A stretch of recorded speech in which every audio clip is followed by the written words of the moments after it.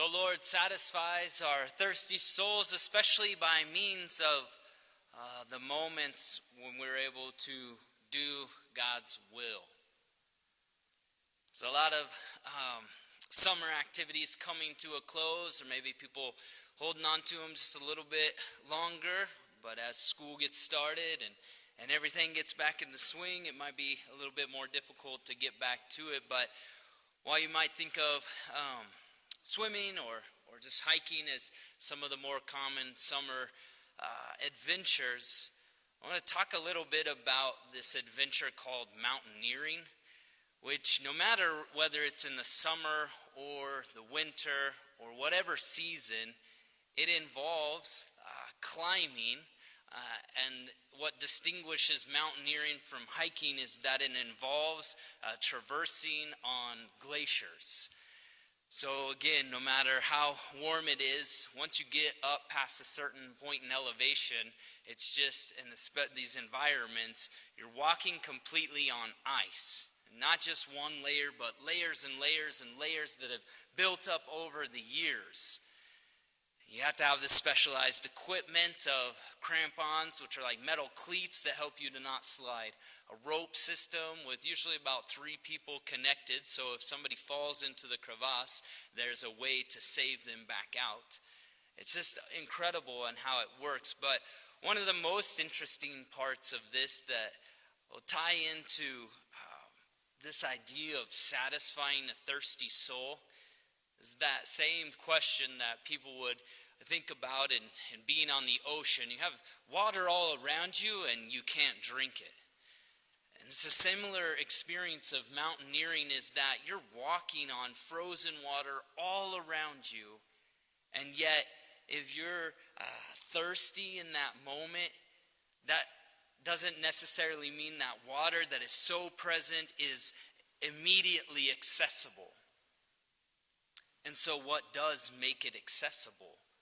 For somebody who's going to be out there for 3 days, for 3 months, however long these treks can be, those of the mountaineers know that you have to have a camp stove, because you don't just have streams running by either.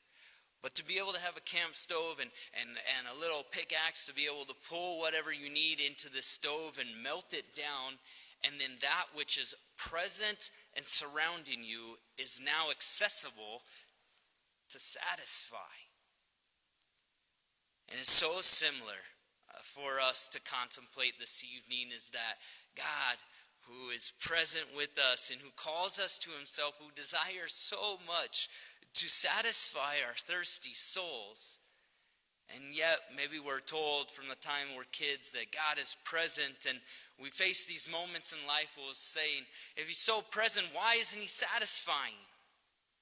Why do I still hunger and thirst for justice, for love in my life, for mercy in these places? And it's for us to be able to hold fast to, just in the same way as that stove is the key to the water from the mountaineers, doing God's will is the key. It's the key that will allow us to have access to God, in which he will satisfy our souls. To be transformed by the renewal of your mind, that you would discern the will of God and receive what is good and pleasing and perfect. It takes that transformation of a mind to be able to see these things that are present, and yet how do we have access to them? And that we would discern the will of God, so that way we would have access to that which satisfies us. To be able to place ourselves in the mystery of who God is. To be able to resist that temptation to be conformed to the ways of the world. And so, like Peter, to be able to approach the Lord whenever we find ourselves so conformed in some way, and to be able to express the way that our mind works, but not to be surprised when the Lord helps us to transform our mind.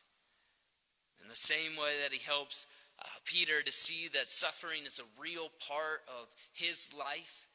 He demonstrates in these readings that suffering is a real part of the Christian life. That in doing God's will, it's not always doing something that's pleasant. But sometimes it's engaging things that are super challenging, moving far away from home, completing assignments, responding to an employer's requests. These different things that can be hard to respond to. And yet if we can identify those as doing the will of God and what God is inviting us into, we'll understand that we're part of something bigger. We're part of something that gives us purpose, and how satisfying that is. To be able to enter into those mysteries of knowing that maybe it's the same that as death leads to life, that could sickness lead to health? Could a worldwide pandemic lead us to a better place in this world? That's what I hope for. And we hope that the Lord would be able to satisfy our souls, even if by doing God's will and abiding by the different restrictions that are placed upon us would still somehow bring about this satisfaction that we all experience, desire for. To be able to lose the world, so to save our souls. And that's why we can come and just acknowledge that every one of us are seeking, by being here tonight, to deny ourselves, to take up our cross, so that we can follow Christ, because our faith leads us to believe that this doing of God's will be that key that leads us to what we've been searching for, and will sustain us so we can keep our eyes fixed on that end goal. Even a mountaineer, whenever they finally get that drink that will satisfy them and keep them going, does that mean they're at the top of the mountain yet? Not quite. It's quite a long way ahead. And so when the Lord satisfies our thirsty souls in these moments, and whenever we receive his very self, body and blood from this altar, that this moment doesn't mean that we're done. But it means we have the strength to continue on with our eyes fixed on what lies ahead of us, to that which will eternally satisfy our souls. And so to be able to acknowledge that each of us carries these crosses, each of us is doing the Lord's will in many different ways. And if I can really highlight, as the vocation director, our two newest seminarians for the Diocese of Pueblo, and seeing them embracing this mystery of being able to lose their self, so to say, so as to gain it, and to be able to win souls for Christ as well. A young man named Michael Sparks from Dolores, Colorado, an incredibly successful engineer, graduating Oregon Tech, then working on the Rams football stadium in California, bringing that to good completion, going down to Hawaii and building a retaining wall for a very high-class resort, and then being able to come back to a close-by state and working close to his family, but then giving all of that up to pursue a time of discernment. And just being able to ask God, where are you leading me? And how is it that you desire to satisfy my soul? And help me to be part of your mission, which will help others to experience that same satisfaction. And the other young gentleman, 18 years old, such a young man, and being ready to leave his family at a young age, as many do when they go off to college. But at this point in time, to be able to go to the seminary for a time of discernment. And what's more incredible is that in desiring to do God's will is that he already came earlier to ask to go to seminary and was asked to wait a year. How devastating could that be for a person ready to give their entire life and then being told, actually, this is the path. And maybe it's going to seem a little bit longer than you actually want it to. But to be able to do God's will in these moments where in the mystery it doesn't seem like they're getting us where we want to go. The same way that Peter was so perplexed by saying, Lord, we know that you can bring healing. We know that you can feed the thousands.